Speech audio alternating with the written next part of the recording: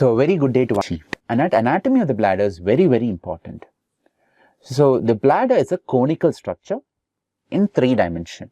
So it has a superior surface, it has an inferior smaller surface, it has an anterolateral surface and a true lateral surface and a posterior surface. So if you look at it, it has an anterolateral surface, it has a true lateral surface and a posterior surface. So hence you find this is how it looks like when you take a when you look at it from above. So this here is the anterior border of the bladder. Okay.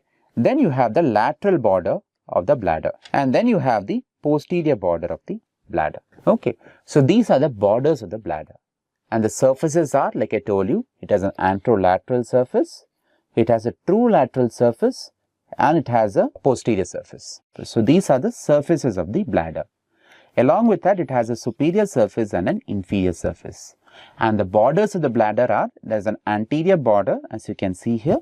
There are 2 lateral borders and there is a posterior border. The bladder has a dome, it has a body, it has a base and it has a neck.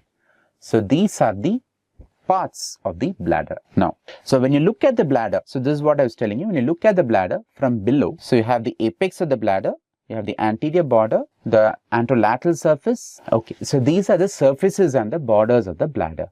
And the parts of the bladder are, it has a apex or a dome. Along with that, it has a body, it has a base, it has a neck. So the superior surface of the bladder is related to the fold of peritoneum as well as it is related to what is called as the umbilicovesical fascia. The anterolateral surface of the bladder is closely related to the fascia transversalis as it covers the lateral wall of the pelvis. The true lateral surface of the bladder is related to the obturator fascia which covers the obturator internus muscle. It is related, the true lateral surface of the bladder is related to 2 important structures. One is the superior vesical artery, another one is the inferior vesical artery.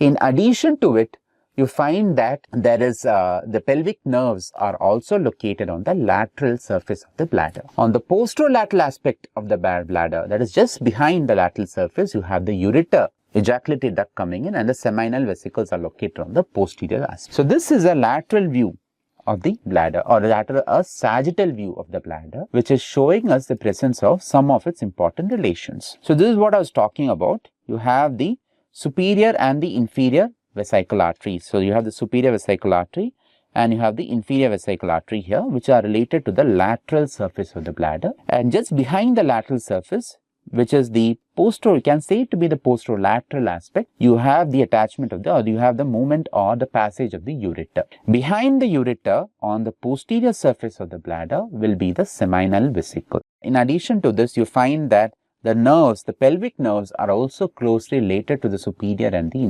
inferior vesical artery along the lateral surface of the bladder. Okay, important relations to the inferior surface.